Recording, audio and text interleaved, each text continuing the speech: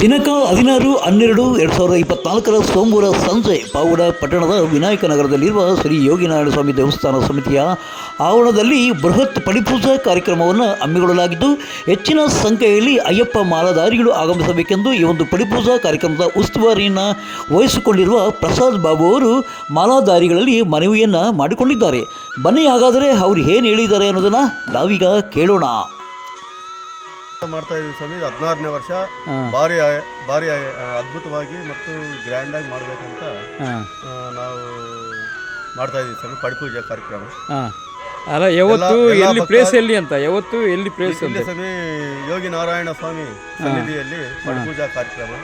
ಎಲ್ಲ ಸ್ವಾಮಿಗಳು ಅಯ್ಯಪ್ಪ ಮಾಲೆ ಧರಿಸಿರುವ ಎಲ್ಲರೂ ಸೇರಿ ಈ ಪಡಿಪೂಜಾ ಕಾರ್ಯಕ್ರಮವನ್ನು ಮಾಡ್ತಾ ಇದೀವಿ ಸ್ವಾಮಿ. ಯಾವತ್ತು ಡೇಟ್ ಹೇಳಿ? 16/12/2024 ಸೋಮವಾರ ಸಾಯಂಕಾಲ 6 ಗಂಟೆಗೆ ಸರ್. ಇದೆಲ್ಲ ಮಾಡ್ತಾ ಇದ್ರಲ್ಲ ಸ್ವಾಮಿ, ಏನದು ಮೆಟ್ಲು ಎಲ್ಲ 18 ಮೆಟ್ಲು ಸ್ವಾಮಿ. 18 ಮೆಟ್ಲು ಮಾಡಿಕೊಂಡು ಪೂಜೆ ಮಾಡ್ತಾ ಇರೋದಾ? ಭಾಳ ಅದ್ಭುತವಾಗಿದೆ. ಬಾ ಬಾ ಬಾ ಬಾ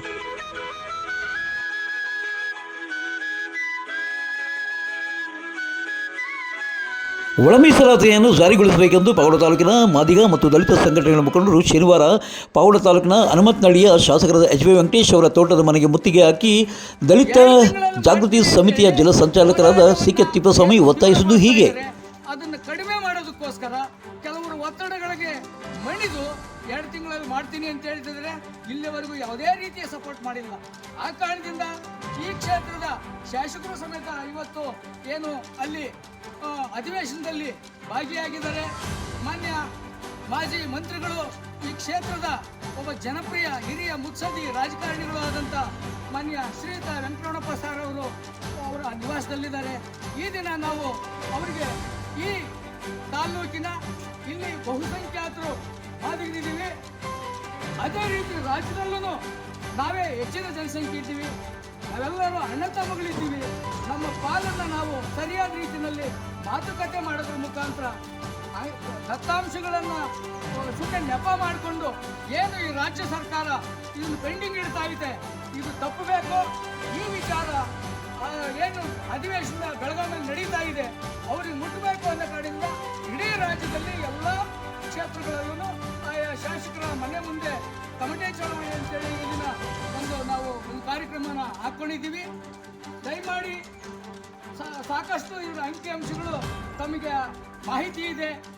ಈ ಒಂದು ನಮ್ಮ ಬೇಡಿಕೆಗೆ ತಾವು ಸಮೇತನ ಸಹಕಾರ ಕೊಡಬೇಕು ಅಂತ ಎಲ್ಲ ದಲಿತ ಸಂಘಟನೆಗಳ ಪರವಾಗಿ ನಾವು ಅವ್ರಿಗೂ ಸಮೇತ ಮನವಿಯನ್ನು ಮಾಡ್ತೀವಿ. ಇನ್ನು ಈ ವೇಳೆ ಶಾಸಕರಾದ ಎಚ್ ವಿ ವೆಂಕಟೇಶ್ ಅವರು ಬೆಳಗಾವಿಯಲ್ಲಿ ಅಧಿವೇಶನದಲ್ಲಿ ಭಾಗವಹಿಸಿದ್ದರಿಂದ ಮನೆಯಲ್ಲಿದ್ದ ಮಾಜಿ ಶಾಸಕರಾದ ವೆಂಕಟರಮಣಪ್ಪ ಈ ಒಂದು ಒಳ ಮೀಸಲಾತಿಗೆ ನನ್ನ ಸಂಪೂರ್ಣ ಬೆಂಬಲ ಇದೆ ಎಂದು ತಿಳಿಸಿದ್ದಾರೆ. ಬಿಪಿ ಪೆದ್ದನ, ವಳ್ಳೂರು ನಾಗೇಶ್, ಕಳಮಲಕುಂಟೆ ಹನುಮಂತರಾಯ, ಕನ್ನಂಬೇಡಿ ಕೃಷ್ಣಮೂರ್ತಿ, ಕಳಮಲಕೆರೆ ನರಸಿಂಹಪ್ಪ, ದೇವಳಕೆರೆಯ ಲಿಂಗಣ್ಣ, ಮಂಗಳವಾಡದ ಮಂಜುನಾಥ್, ಬಿಎಸ್ಪಿ ಹನುಮಂತರಾಯ, ಹೊಸಳ್ಳಿ ಮಲ್ಲಿಕಾರ್ಜುನ, ಪ್ರಸಾದ್ ಬಾಬು, ಧನುಂಜಯ, ಪೃಥ್ವಿ, ರಾಮಾಂಜಿ ಸೇರಿದಂತೆ ಮತ್ತಿತರರು ಕಾರ್ಯಕರ್ತರು ಇದ್ದರು. ಇನ್ನು ಇದೇ ವೇಳೆ ಈ ಒಂದು ಪಾವಗಡ ಪೊಲೀಸ್ ಠಾಣೆಯ ಸಿಪಿಐ ಸುರೇಶ್ ಅವರು ಗಟ್ಟಿ ಬಂದೋಬಸ್ತನ್ನು ಏರ್ಪಡಿಸಿದ್ದರು. ಪಾವಗಡ ತಾಲೂಕಿನ ನಾಗಲಮಡಿಕೆ ಹೋಬಳಿಯ ನಾಗೇನಹಳ್ಳಿ ತಾಂಡದಲ್ಲಿ ಕೆರೆ ಅಂಗಳದಲ್ಲಿದ್ದ ಸಮಾಧಿಯನ್ನು ಕಿತ್ತು ಹಾಕಿರುವ ಘಟನೆ ಭಾನುವಾರ ಜರುಗಿದೆ.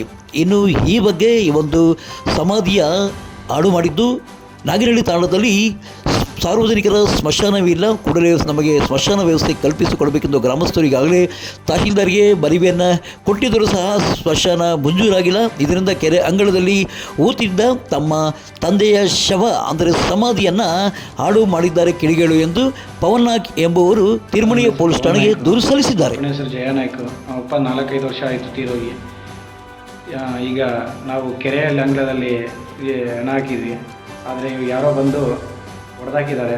ನಮ್ಮೂರಿಗೆ ಸ್ಮಶಾನನೇ ಇಲ್ಲ ನಾಗೇನಹಳ್ಳಿ ತಂಡಕ್ಕೆ. ಆದರೆ ನಮಗೆ ತಹಶೀಲ್ದಾರ್ಗೆ ಒಂದು ಮನವಿ ಕೊಟ್ಟಿದ್ವಿ, ತಿರುಮಣಿ ಸ್ಟೇಷನಲ್ಲೂ ಮನವಿ ಕೊಟ್ಟಿದ್ವಿ. ದಯವಿಟ್ಟು ನಮ್ಮ ಊರಿಗೆ ಸ್ಮಶಾನವನ್ನು ಮಾಡಿಕೊಟ್ರೆ ನಿಮ್ಮ ಉಪಕಾರವನ್ನು ನಾವು ಯಾವತ್ತೂ ಮರೆಯಲ್ಲ ಅಂತ ತಮ್ಮಲ್ಲಿ ವಿನಂತಿ ಮಾಡ್ಕೊತಾ ಇದ್ದೀವಿ. ಸರ್, ನಮ್ಮ ನಾಗೇನಹಳ್ಳಿ ತಂಡ ಪಾವಗಡ ತಾಲೂಕು, ತುಮಕೂರು ಡಿಸ್ಟಿಕ್ಕು. ನಮಗೆ ಜಮೀನಿಲ್ಲ, ಅಂದರೆ ಕೆರೆಯಲ್ಲಿ ಹಾಕಿದ್ವಿ. ಕೆರೆಯಲ್ಲಿ ಹಾಕಿದ್ರೆ ಇವ್ರು ಯಾರೋ ಹೊಡೆದಾಕಿದ್ದಾರೆ. ನಮ್ಮ ಊರಿಗೆ ಸ್ಮಶಾನನೇ ಇಲ್ಲ. ನಮಗೆ ಆ ತಹಸೀಲ್ದಾರ್ಗೆ ಒಂದು ಲೆಟ್ರ್ ಬರ್ದು ಕೊಟ್ಟಿದ್ವಿ, 1 ತಿಂಗಳಾಯಿತು, ಏನೂ ರೆಸ್ಪಾನ್ಸೇ ಕೊಟ್ಟಿಲ್ಲ. ಆದರೆ ತಿರುಮಣಿ ಸ್ಟೇಷನಲ್ಲೂ ಒಂದು ಕಂಪ್ಲೇಂಟ್ ಕೊಟ್ಟಿದ್ದೀವಿ, ಅವರು ಏನೂ ರೆಸ್ಪಾನ್ಸ್ ತೊಗೊತಾ ಇಲ್ಲ. ಆದರೆ ಈ ಥರ ಹೊಡೆದಾಕಿದ್ದಾರೆ. ನಮ್ಮ ಊರಿಗೆ ಸ್ಮಶಾನ ಇಲ್ಲ. ಸ್ಮಶಾನ ದಯವಿಟ್ಟು ತಾವು ಎಲ್ಲ ಶೇರ್ ಮಾಡಿ ತಾವೆಲ್ಲರೂ ಒಂದಾಗಿ ನಮಗೆ ಏನೋ ಒಂದು ಪರಿಹಾರ ಘೋಷಣೆ ಮಾಡಬೇಕಂತ ನಾವು ಇದು ಮಾಡ್ತಾಯಿದ್ದೀವಿ. ಈಗಲಾದರೂ ಸಂಬಂಧಪಟ್ಟವರು ಈ ಒಂದು ನಾಗಿನಹಳ್ಳಿ ತಾಂಡಕ್ಕೆ ಸ್ಮಶಾನ ಸ್ಥಳವನ್ನು ಸರ್ಕಾರಿ ಜಾಗವನ್ನು ಮಂಜೂರು ಮಾಡಿಕೊಡ್ತಾರೆ ಎಂಬುದನ್ನು ನಾವು ಕಾದು ನೋಡಬೇಕಾಗಿದೆ.